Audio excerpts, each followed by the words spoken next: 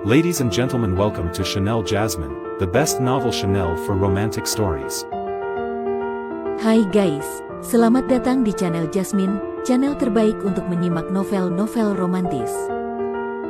Mohon dukung channel ini dengan subscribe, like dan share video-video yang ada di channel ini. Terima kasih.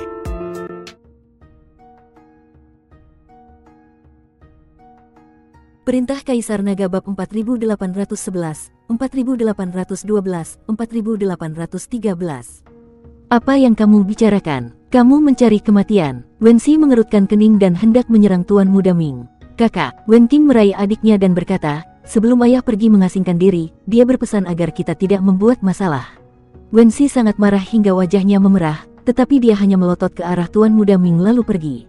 Melihat saudara laki-laki dan perempuan Wen Xi pergi, Tuan Muda Ming mengangkat sudut mulutnya, dengan ekspresi jijik di wajahnya, dan perlahan berjalan ke kedai di dekatnya.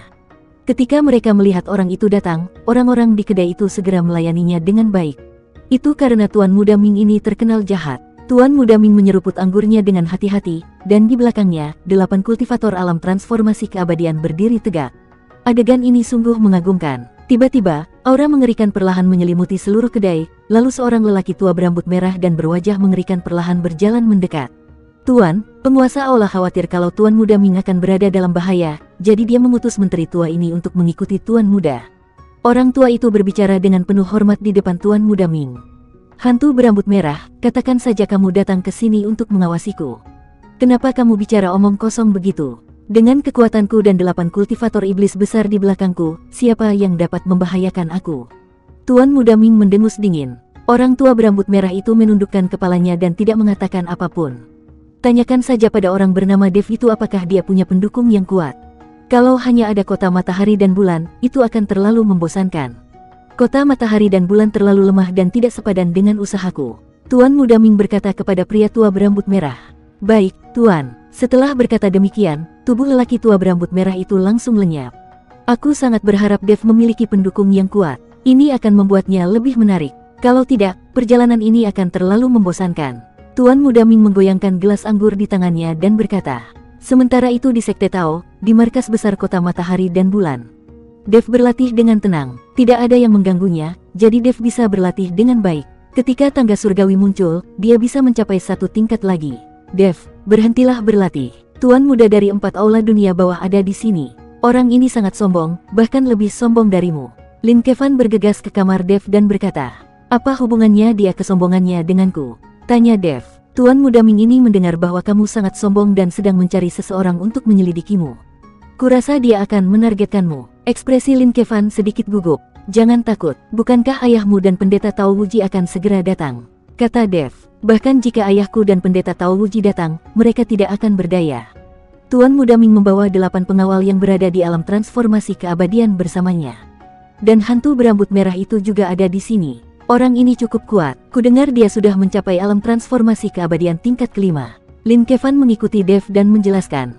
8 orang di alam transformasi keabadian. Dan ada 1 orang di alam transformasi keabadian tingkat kelima. Dev sedikit terkejut. Mengapa aula dunia bawah keempat begitu kuat? Apakah ada begitu banyak kultivator di alam transformasi keabadian? Apa yang harus kulakukan? Haruskah aku pergi menemui Tuan Ming itu dan meminta maaf, lalu mengakui bahwa dia lebih hebat dariku? Dev bertanya. Jika permintaan maaf itu berguna, maka Tuan Muda Ming tidak sombong. Selama dia menargetkanmu, permintaan maaf mungkin tidak akan berguna. Lin Kevan berkata sambil mengerutkan kening. Karena aku belum minta maaf, maka pukul saja dia sampai dia menyerah. Dev tersenyum tipis, lalu kesadarannya memasuki tubuhnya dan bertanya kepada Raja Iblis Awan Merah, Senior, bisakah kamu menghadapi seorang kultivator alam transformasi keabadian tingkat 5? Alam transformasi keabadian tingkat kelima tidak ada apa-apanya. Aku bisa menghancurkannya sampai mati hanya dengan 1 jari. Selama tubuhmu mampu menahannya, bahkan jika dia seorang dewa abadi, aku bisa membunuhnya dengan 1 telapak tangan. Raja Iblis Awan Merah mengatakannya dengan sangat bangga. Baguslah. Dengan senior di sini, aku tidak perlu takut. Jika ada yang berani mencari masalah denganku, aku akan membunuhnya. Dev berkata sambil tersenyum. Dev, kamu masih bisa tertawa. Kalau tidak berhasil, tinggalkan saja tanah tanpa harapan. Paling buruk, kamu tidak bisa menaiki tangga surgawi. Kamu bisa menunggu 100 tahun sebelum melakukannya. Lin Kevan berkata, jangan khawatir, kalau Tuan Ming itu berani mencari masalah denganku, aku akan menghajarnya habis-habisan. Dev menepuk bahu Lin Kevan. Dev masih sangat puas dengan kakak keempatnya. Orang ini sangat baik padanya. Sementara itu di tempat lain di Sekte Tao, di kedai minuman. Tuan Muda Ming masih minum ketika tubuh lelaki tua berambut merah itu perlahan muncul. Tuan Muda Ming, ada banyak kekuatan di belakang Dev, dan hanya kota matahari dan bulan yang memiliki kekuatan. Namun, tampaknya ada keberadaan seorang master di balik Dev. Konon, dia sangat kuat dan dapat membunuh orang lalu menghidupkannya kembali. Kata lelaki tua berambut merah itu. Membangkitkan, mata Ming Sao berbinar, menarik sekali. Hanya pria sekuat itu yang bisa membangkitkan hasratku. Tuan Muda Ming, aku tidak tahu siapa orang ini. Aku bahkan tidak tahu namanya. Kata lelaki tua berambut merah itu. Jangan khawatir, saat kita membunuh Dev, orang kuat di belakangnya akan muncul dengan sendirinya, dan kita tidak perlu mencarinya. Tuan Muda Ming meletakkan gelas anggur di tangannya dan perlahan berdiri. Tuan Muda Ming, tidak peduli siapa orang kuat di belakang Dev, kamu tidak perlu mengambil tindakan.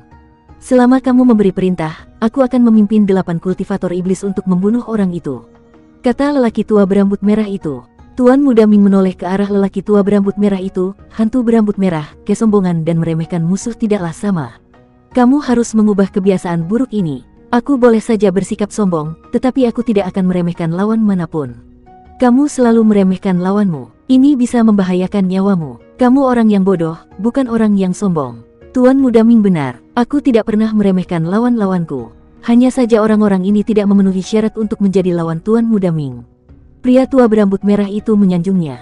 Hahaha, Tuan Muda Ming tertawa, kamu benar, berapa banyak orang di seluruh dunia surga dan manusia yang layak menjadi lawanku.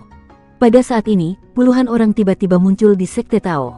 Mereka semua agresif dan ranah mereka tidak rendah. Sangat sombong. Melihat orang-orang di lantai bawah, Tuan Muda Ming berkata dengan ringan. Beranikah kamu bersikap sombong di depan Tuan Ming? Kamu sudah bosan hidup. Orang tua berambut merah itu menghilang seketika. Lalu tubuhnya muncul di tengah jalan, menghalangi puluhan orang. Hantu berambut merah dari 4 aula dunia bawah. Pada saat ini, di antara puluhan kultivator, seseorang membisikkan sesuatu. Wus, kabut hitam datang dalam sekejap, dan kultivator yang baru saja berbicara itu jatuh ke tanah dan mati. Bisakah kamu memanggilku hantu berambut merah? Orang tua berambut merah itu berteriak dengan marah. Rekan Taois, aku Qian Xiaohan, pemimpin sekte Qian. Mereka adalah orang-orang dari 3 sekte. Aku heran, bagaimana mereka bisa menyinggungmu. Qian Xiaohan berjalan maju dan berkata dengan sangat sopan. Mereka tidak mampu menyinggung orang-orang dari 4 aula dunia bawah. Begitu banyak dari kalian yang berjalan melewati Tuan Muda Ming dengan arogan. Tidakkah kalian tahu bahwa Tuan Muda Ming paling membenci orang yang bersikap arogan? Kata lelaki tua berambut merah itu. Tuan Muda Ming, Qian Xiaohan terkejut dan keringat dingin mulai muncul di dahinya. Tuan Ming ini sedang murung dan dia bisa mati di tangannya. Jadi Tuan Ming juga ada di sini, kami tidak tahu itu. Ayo kita pergi dan minta maaf kepada Tuan Ming sekarang. Qian Xiaohan berkata. Setelah itu, Qian Xiaohan membawa Tetua Agung Sekte Tang dan pemimpin Sekte Ling ke kedai untuk meminta maaf secara pribadi. Mereka adalah 3 sekte, tidak mampu menyinggung 4 aula dunia bawah, apalagi Tuan Muda dunia bawah. Ketiganya naik ke atas dan berjalan di depan Tuan Muda Ming. Mereka berkata dengan hormat, pemimpin Sekte Qian Xiaohan, memimpin Sekte Tang dan Sekte Ling untuk bertemu Tuan Muda Ming. Kalian akan membalas dendam pada Dev? Tuan Muda Ming bertanya langsung. Ya, Dev telah membunuh Tetua Agung Sekte Qian dan Tuan Muda Sekte Tang Xiaoyi, jadi kita harus membalas dendam. Qian Xiaohan berkata, kamu tidak boleh membunuh Dev. Aku sudah menunjuknya, dan hanya aku yang boleh membunuhnya. Tuan Muda Ming melambaikan tangannya, kembalilah ke tempat asalmu. Ini, Qian Xiaohan, Sekte Tang, dan Sekte Ling semuanya tercengang. Tuan Muda Ming, Dev sudah bertindak terlalu jauh. Kami ingin membalas dendam dengan tangan kami sendiri. Kata Qian Xiaohan, aku sudah memberimu wajah, bukan? Wajah Tuan Muda Ming berubah dingin. Aku tidak berani, Qian Xiaohan berkeringat dingin. Kamu ingin membunuh Dev, itu tidak masalah, tetapi kamu harus bergabung denganku dalam pertempuran 3 sekte. Mulai sekarang, kamu harus melakukan apapun yang aku perintahkan. Kata Tuan Muda Ming. Qian Xiaohan tertegun, lalu dia menatap Tetua Agung Sekte Tang dan pemimpin Sekte Ling. Terima kasih, Tuan Ming. Kami bersedia mengikuti perintahmu. Ketiganya berlutut pada saat yang sama. Awalnya, jika mereka ingin membunuh Dev, mereka harus mengalahkan kota matahari dan bulan sebelum bisa melakukannya. Jika mereka bergabung dengan 4 aula dunia bawah sekarang, mereka tidak perlu takut sama sekali dengan kota matahari dan bulan. Hahaha, Tuan Muda Ming tertawa, lalu menatap pemimpin Sekte Ling, apa benda kecil di tanganmu itu? Menjawab pertanyaan Tuan Muda Ming, ini adalah binatang pemakan jiwa yang dibesarkan oleh Sekte Ling kami. Binatang ini dapat melahap kesadaran spiritual seseorang, menyebabkan mereka mati atau menjadi mayat berjalan. Kata pemimpin Sekte Ling, dia anak kecil yang lucu. Biarkan aku bermain dengan yang ini. Tuan Muda Ming langsung mengeluarkan binatang pemakan jiwa dari tangan pemimpin Sekte Ling. Pemimpin Sekte Ling tidak berani mengatakan sepatah kata pun. Meskipun ini adalah binatang spiritual paling berharga dari Sekte Ling mereka, pemimpin Sekte Ling tidak berani mengatakan apapun sekarang. Baiklah, pergilah cari Dev. Jika kamu tidak bisa mengalahkannya, atau jika ada yang mencoba menghentikanmu, beritahu aku namaku. Tuan Muda Ming melambaikan tangannya dan berkata. Qian Xiaohan dan dua orang lainnya mengangguk, lalu berjalan menuruni tangga dan memimpin anak buah mereka menuju markas besar kota matahari dan bulan. Kakak ipar, cepatlah keluar, orang-orang dari 3 sekte datang. Lin Kevan berteriak keras. Pada saat yang sama, dia membawa orang untuk memblokir pintu dan mencegah ketiga sekte masuk.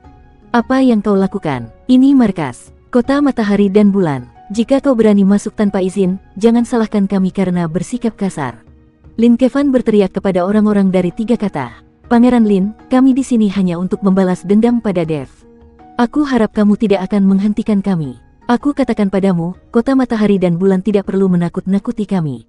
Kami sekarang adalah orang-orang dari 4 aula dunia bawah. Qian Xiaohan mendengus dingin pada Lin Kevan. 4 aula dunia bawah. Lin Kevan mengerutkan kening, tetapi tidak menjauh. Siapa yang ingin membalas dendam padaku? Apa kamu tidak ingin hidup lagi? Dev keluar dari ruangan. Setelah melihat Dev, semua orang dari 3 kota dipenuhi dengan amarah, dengan kemarahan di mata mereka.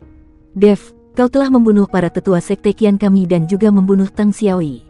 Hari ini kami akan membuatmu membayarnya dengan darah. Qian Xiaohan berkata dengan marah. Kamu datang padaku karena kamu ingin mati juga. Dev berkata dengan nada meremehkan. Nada bicaramu sangat besar. Dia hanya seorang master alam Mahayana tingkat 3. Kau baru saja meminta seseorang untuk merasukinya dan membunuh tetua ketiga kita. Beraninya kau bersikap begitu lancang. Qian Xiaohan berkata demikian dan hendak menyerang Dev. Tuan Qian, aku di sini. Setelah mengatakan ini, pemimpin Sekte Ling melangkah maju. Lin Kevan dan yang lainnya ingin mengambil tindakan, tetapi dihentikan oleh Dev. Jangan khawatir, aku akan melakukannya sendiri. Pemimpin Sekte Ling melambaikan tangannya, seberkas cahaya putih melesat keluar, lalu memasuki kepala Dev. Cahaya putih itu berasal dari binatang buas pemakan jiwa. Ia ingin melahap kesadaran Dev. Ah, apa benda ini? Begitu kuatnya. Bagaimana bisa ia melahap kesadaran spiritual? Dev berpura-pura terkejut dan mulai terlihat kesakitan, seolah-olah kepalanya akan meledak. Melihat pemandangan ini, pemimpin Sekte Ling mendengus dingin. Ini adalah binatang pemakan jiwa Sekte Ling kita. Tunggu saja kesadaranmu dilahap dan kau akan menjadi mayat berjalan. Dev, Lin Keting dan Hua Yuying keduanya terkejut. Nona Lin, Nona Hua, jangan khawatir. Tuan Chen tidak takut pada binatang pemakan jiwa ini. Dia hanya menggoda mereka. Hong Yao cepat bicara. Dev bertemu dengan binatang pemakan jiwa ini dari tas penyimpanan Tang Xiaoyi, tetapi kesadarannya tidak dimangsa sama sekali. Jadi Hong Yao tahu bahwa Dev tidak takut dengan binatang pemakan jiwa ini. Bersambung.